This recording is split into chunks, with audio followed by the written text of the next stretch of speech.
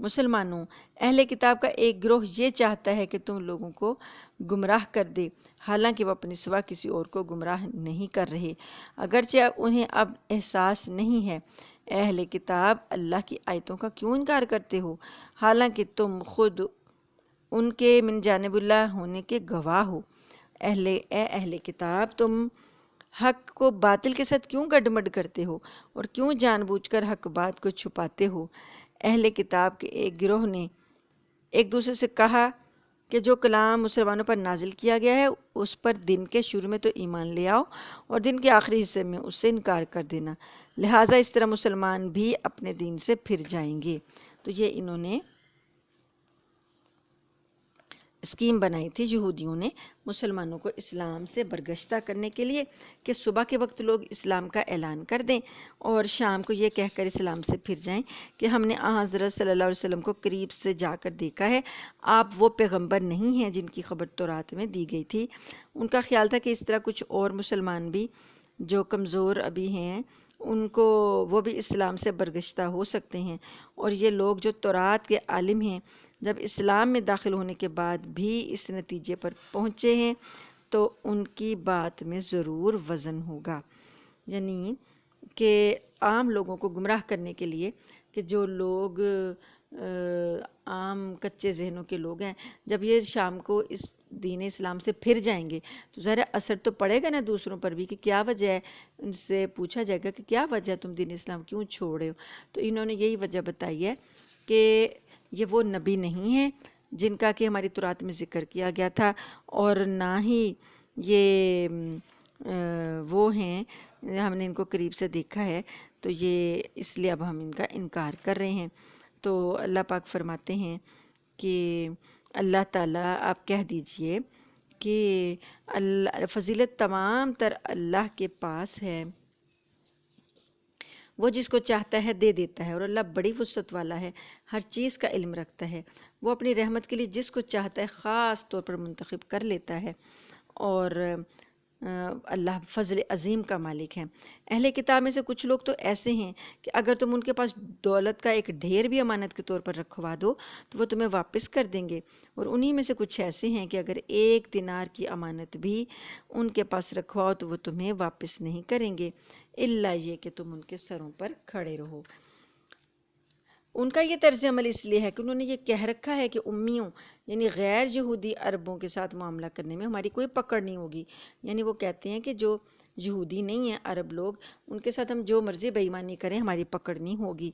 اور اس طرح وہ اللہ پر جان بوجھ کر جھوٹ باندھتے ہیں، بھلا پکڑ کیوں نہیں ہوگی؟ قاعدہ یہ ہے کہ جو اپنے عہد کو پورا کرے گا اور گناہ سے بچے گا اللہ ایسے پرہیزگاروں سے محبت کرتا ہے۔ اس کے برخلاف جو لوگ اللہ سے کیے ہوئے عہد اور اپنی کھائی ہوئی قسم کا سودا کر کے تھوڑی سی قیمت حاصل کر لیتے ہیں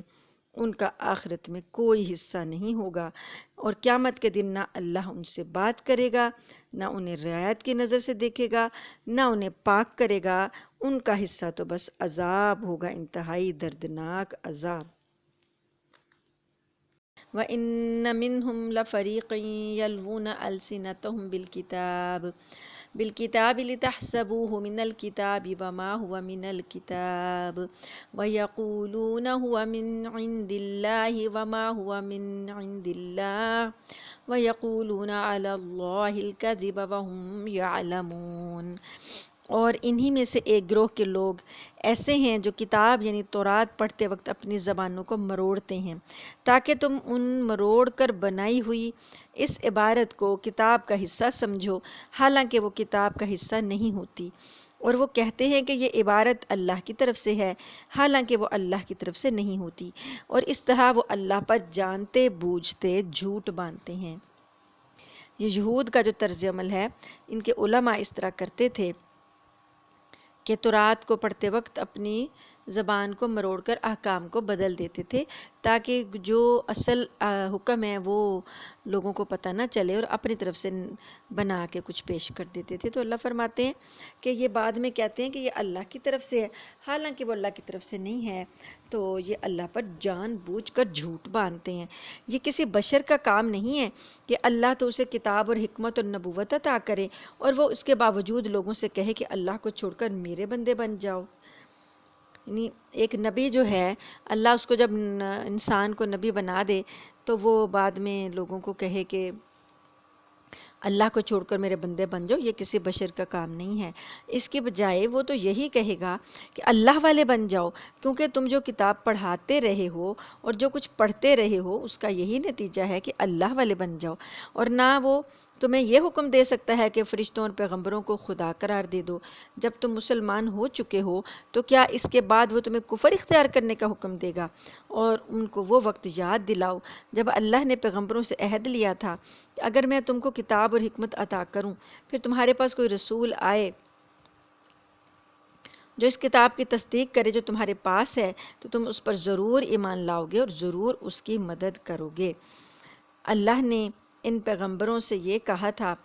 کہ کیا تم اس بات کا اقرار کرتے ہو اور میری طرف سے دی ہوئی یہ ذمہ داری اٹھاتے ہو؟ انہوں نے کہا تھا ہم اقرار کرتے ہیں۔ اللہ نے کہا تو پھر ایک دوسرے کے اقرار کے گواہ بن جاؤ، اور میں بھی تمہارے ساتھ گواہی میں شامل ہوں۔ یعنی جو عیسیٰ علیہ السلام کو اللہ کا بیٹا مانتے ہیں، اللہ تعالیٰ اس کی تردید کر رہا ہے کہ کسی بشر کا یہ کام نہیں ہے کہ وہ اللہ نے اسے نبی بنایا تو وہ بعد میں لوگوں سے کہے کہ تم میرے بندے بن جاؤ، بلکہ وہ تو لوگوں کو یہی کہے گا کہ اللہ کے بندے بنو۔ اس کے بعد جو اللہ نے اس عہد کا ذکر کیا کہ جو عہد الست کے بعد ابھی روحوں کی شکل میں تھے سب، تو وہاں پر اللہ پاک نے عالم برزخ میں پیغمبروں سے بھی ایک عہد لیا تھا کہ جب آپ دنیا میں جائیں گے تو آپ کے پاس جو کتاب موجود ہے اس کے بعد کوئی اور نبی آئے آپ کی موجودگی میں، اور حضرت صلی اللہ علیہ وآلہ وسلم ہی کے بارے میں یہ عہد ہے کہ آپ کی موجودگی میں وہ آ جائیں اور وہ آپ کی کتابوں کی تصدیق کریں تو آپ اس پر ضرور ایمان لائیں گے اور ان کی ضرور مدد کریں گے۔ تو اللہ نے ان سے عہد لیا تو انہوں نے کہا کہ ہاں ہم عہد کرتے ہیں، اقرار کرتے ہیں۔ تو پھر اللہ پاک نے کہا کہ گواہ ہو جاؤ، تو میں بھی تم پر گواہ ہوں۔ یعنی حضرت صلی اللہ علیہ وآلہ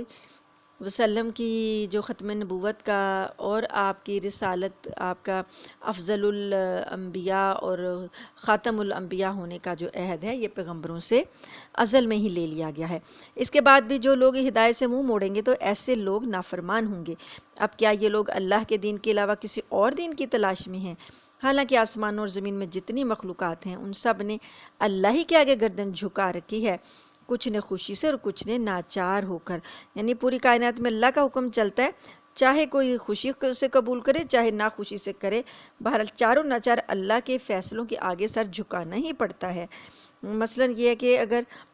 باقی انسانوں کو چھوڑ کر باقی لوگ تو مطیع ہیں، باقی کائنات کی ساری چیزیں مطیع ہیں، اب انسانوں میں سے کچھ سرکشی کرے، لیکن کچھ معاملات ایسے ہیں جن میں کہ وہ سرکش انسان بھی مجبور ہیں اللہ کی اطاعت کرنے پر۔ مثلا اگر اللہ تعالیٰ کسی کو بیمار کرنے کا فیصلہ فرما لے تو کوئی اسے پسند کرے یا ناپسند کرے، وہ تو اس کو بیمار ہوگا، وہ چاہے اسے پسند ہو یا ناپسند ہو، وہ فیصلہ اللہ کا نافذ ہو کر رہے گا۔ اسی طریقے سے اللہ تعالیٰ کہتے ہیں کہ کائنات کے اندر اللہ کے آگے سر جھکائے بغیر چارہ نہیں۔ کہہ دیجئے کہ ہم ایمان لائے اللہ پر اور جو کتاب ہم پر اتاری گئی اس پر، اور اس ہدایت پر جو ابراہیم، اسماعیل، اسحاق، یعقوب اور علیہ السلام اور ان کی اولاد پر ان کے پروردگار کی طرف سے اتاری گئی، اور ان باتوں پر جو موسیٰ، عیسیٰ علیہ السلام اور دوسرے پیغمبروں کو دی گئیں۔ ہم ان پیغمبروں میں سے کسی کے درمیان کوئی فرق نہیں کرتے اور ہم اسی ایک اللہ کے آگے سر جھکائے ہوئے ہیں۔ جو کوئی شخص اسلام کے سوا کوئی اور دین اختیار کرے گا تو وہ دین اس سے قبول نہیں کیا جائے گا، اور آخرت میں وہ ان لوگوں میں شامل ہوگا جو سخت نقصان اٹھانے والے ہیں۔ یعنی دین اللہ کا ایک ہی ہے، پسندیدہ دین ایک ہی ہے، وہ ہے اسلام۔ اسلام کا مطلب ہے اللہ کے آگے سر جھکا لینا۔ اسلام کے علاوہ جو بھی کوئی دین اختیار کرے گا اللہ اس کو قبول نہیں کرے گا۔ اللہ تعالیٰ فرماتے ہیں آیت نمبر 86 میں، اللہ ایسے لوگوں کو کیسے ہدایت دے جنہوں نے ایمان لانے کے بعد کفر اختیار کر لیا، حالانکہ وہ گواہی دے چکے تھے کہ یہ رسول سچے ہیں اور ان کے پاس اس کے روشن دلائل بھی آ چکے تھے۔ اللہ ایسے ظالموں کو ہدایت نہیں دیا کرتا۔ یعنی رسول کو پہچاننے کے بعد کفر اختیار کر لیا، ایمان لانے کے بعد کفر اختیار کر لیا، یعنی یہ جو یہود ہیں یہ اپنی کتابوں کے لحاظ سے تو مومن ہیں نا، اور اب انہوں نے آگے حضرت عیسیٰ علیہ السلام کو پہچانا، انکار کر دیا، اب حضرت صلی اللہ علیہ وآلہ وسلم کو پہچانا، انکار کر دیا، تو اللہ فرماتے ہیں ایمان لانے کے بعد انہوں نے کفر اختیار کیا ہے، تو ایسے ظالموں کو اللہ ہدایت نہیں دیتا۔ ایسے لوگوں کی سزا یہ ہے کہ ان پر اللہ کی، فرشتوں کی اور تمام انسانوں کی پھٹکار ہے، اسی پھٹکار میں یہ ہمیشہ رہیں گے،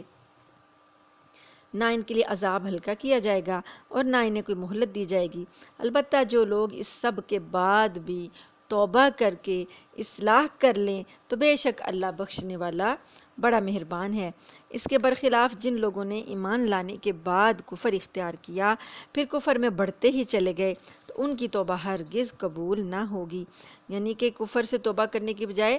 کفر میں آگے آگے بڑھتے چلے گئے تو ان کی توبہ قبول نہیں ہوگی، کیونکہ یہ لوگ راستے سے بھٹک چکے ہیں۔ جن لوگوں نے کفر اپنایا اور کافر ہونے کی حالت میں ہی مرے، ان میں سے کسی سے پوری زمین بھر کر سونا بھی قبول نہیں کیا جائے گا، خواہ وہ اپنی جان چھڑانے کے لیے اس کی پیشکش ہی کیوں نہ کرے۔ ان کو تو دردناک عذاب ہو کر رہے گا اور ان کو کسی قسم کے مددگار میسر نہیں آئیں گے۔ چوتھا پارہ شروع ہو رہا ہے۔